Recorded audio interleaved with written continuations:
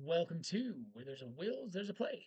My name's Ian, and I'm here with another initial impressions. This one is for a game that I just learned solo. Actually, I played it twice back to back. First, I played a two-handed game to learn the game, and then because I felt I needed to learn the aspects of it, and then I played it solo. It's actually still set up for my last game. That is Stonespine Architects from Thunderworks Games. So let's get down to the table and see, and let's talk about the game.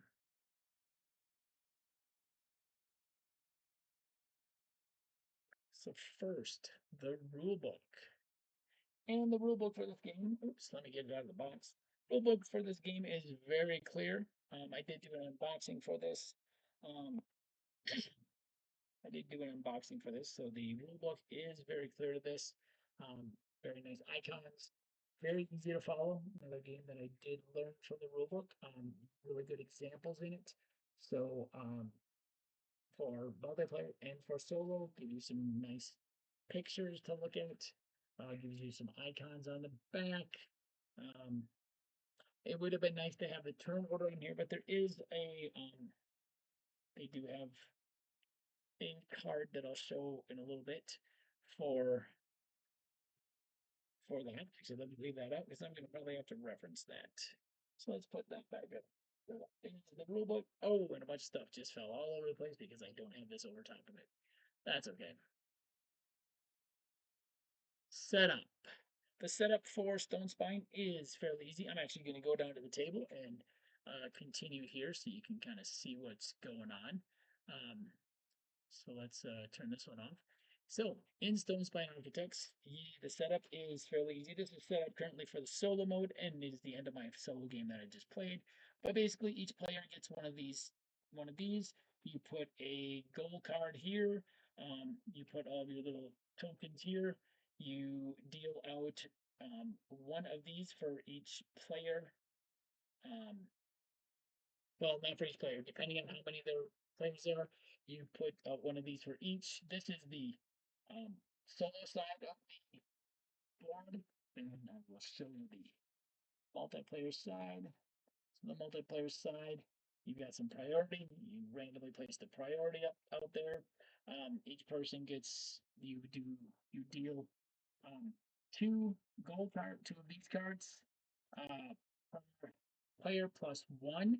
Those are the, let's see, what are those called? Cards called. Those are the challenge cards. And then everybody gets one of these. Everybody gets 5 cards to start. And that's pretty much it. Pretty easy setup. Let's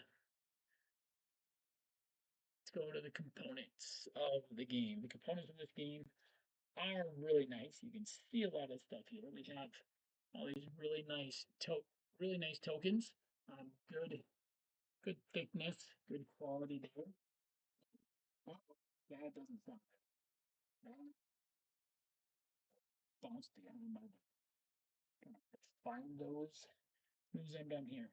Our scoring markers are really nice. Our gates, really nice components. Each player has gates. The cards are good quality. So components are all real nice for this game. The artwork. Well, you can still see the artwork for some of the stuff that's out here. So these are all our dungeon cards. Looks like I got a little bit of glare here. Which one is glaring? Which?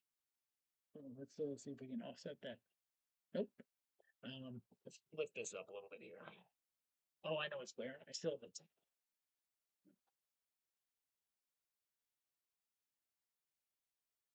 There we go.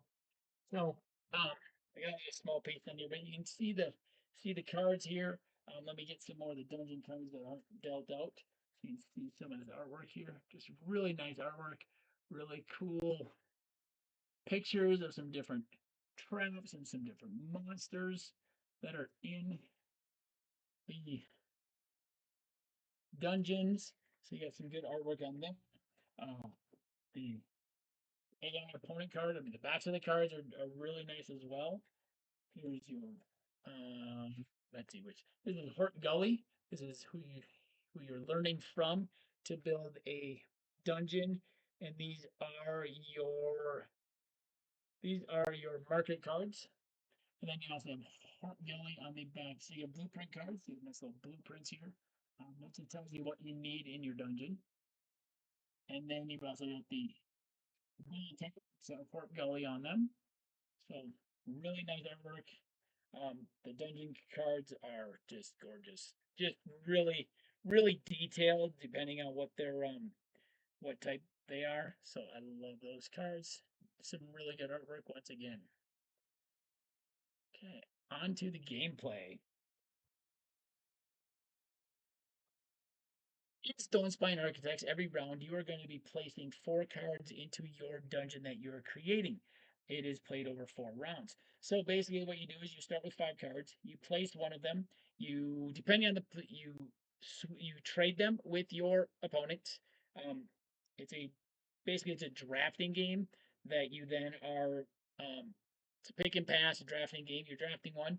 You're passing it around. In a two-player game, you discard one before you pass it, and then when you get your new hand from your opponent, you would actually get another card in your hand. You always have one more than you have spaces left. So in the first round you have 5, then you have 4, then 3, then 2. In the solo game, it works very similar. You have 5, you place one, you get to reserve one for the next round, and then with JL, he has a certain color here. So any cards that you did not reserve or play that have that color, he actually gets into his hand. Um, and then at the end of that part of the round, then you go to this where you are buying things from the market that you can place onto your map or into your dungeon. You can place these ones which have monsters and gold and stuff in them, and you got more monsters. You got traps and secret doors, and you can place those in there for different scoring. At the end of that part of the round, whoever goes out first in the multiplayer game has the highest priority, or whoever passes first has the highest priority the next round, which comes into play at some different things. And then you get to whoever when you do pass, you also get to choose one of the goal cards that are or one of the challenge cards that are there. So that's basically how the round works. Solo is very similar. Like I said, you still do the challenge cards, although JL will have his gold. So I did this. Whoever has the most gold will get to choose from here first. Choose from these cards. Choose from the market cards first. So JL has a different number of gold that he doesn't spend gold, but depending on what he has, compared to you, you'll either go first or he will take some of the items. So if he has more or equal gold, he takes all of those without paying for them, and he also takes one of the challenge cards.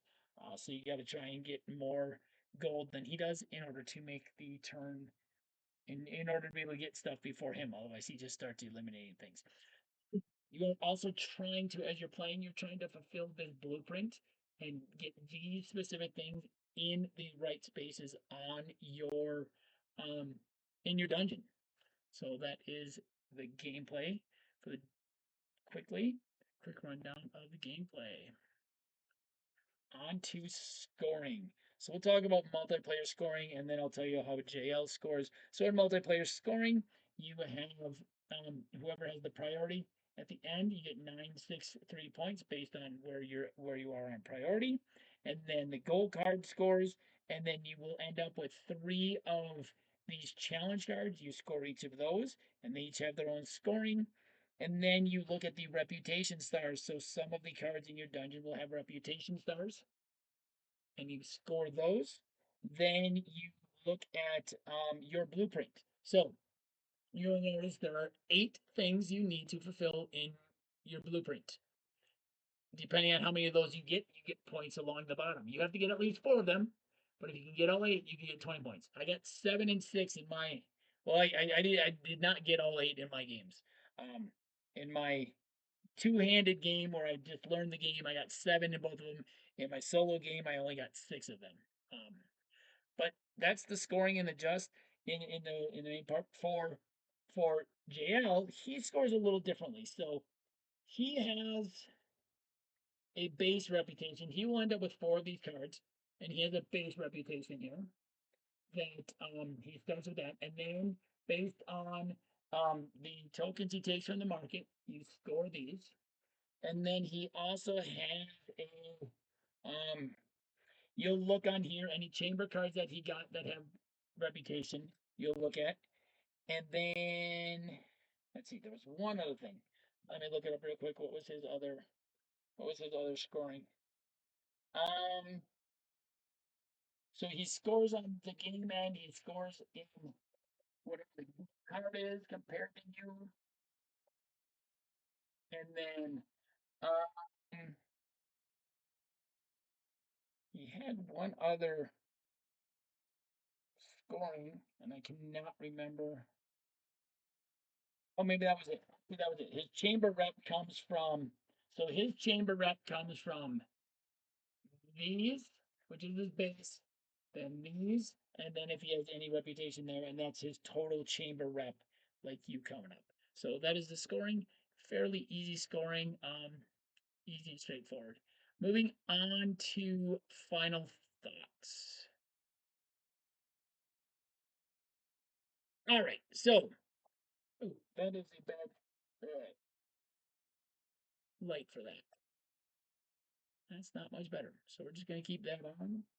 Actually, we're going to turn the.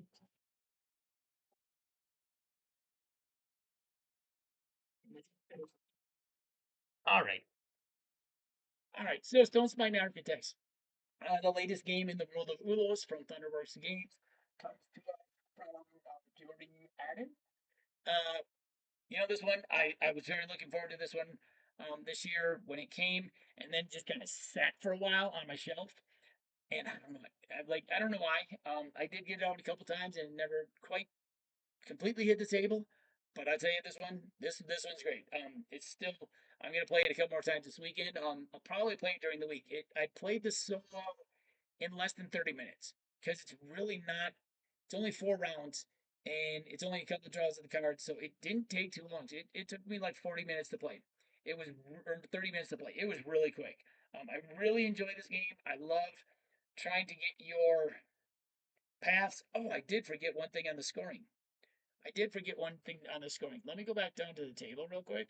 So one part of the scoring for you, and I know there's some glare now, is you're trying to you have these starting spots and these end spots on your blueprint. So every card that is connected gets 1 point that connects to the start and 1 point that connects to the end. And if they connect to both, then they're 2 points each. So that is a scoring. One of the interesting things in this is you can get these little secret paths. So like even though this isn't connected, I can put this here, and that is now a connected path.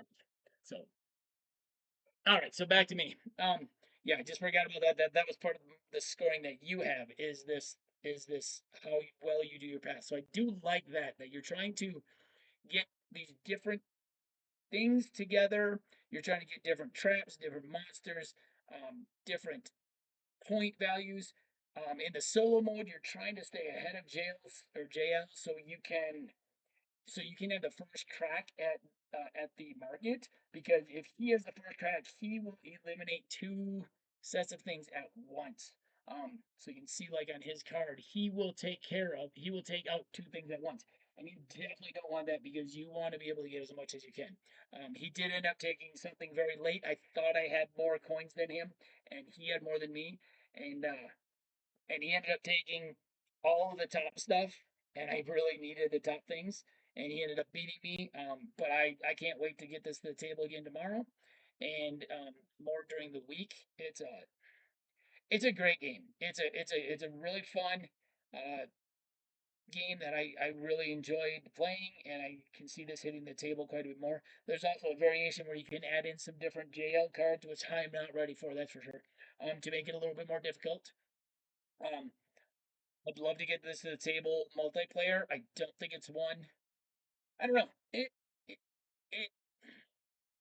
it may be one Stacy might play, but I doubt it. Most of my um World of Ulo stuff is solo play, unless it's online, and I'm fine with that. It's a really good solo mode. I really enjoyed my play. I am going to enjoy playing it more and more, and just trying to get a strategy down for this one. This one is definitely a keeper. Yeah, my World of Ulos games are all over there. Yeah, this one ranks right up there with my favorites right now. So that is Stonespine Architects. If you like this video and want to see more, please hit that subscribe button up above. And if you want to see the rest of our initial impressions videos, either my solo or Stacy and my two-player ones, you can follow that link up above. Once again, this has been Where There's a Will, There's a Play. My name's Ian, and I'll see you next time at the table.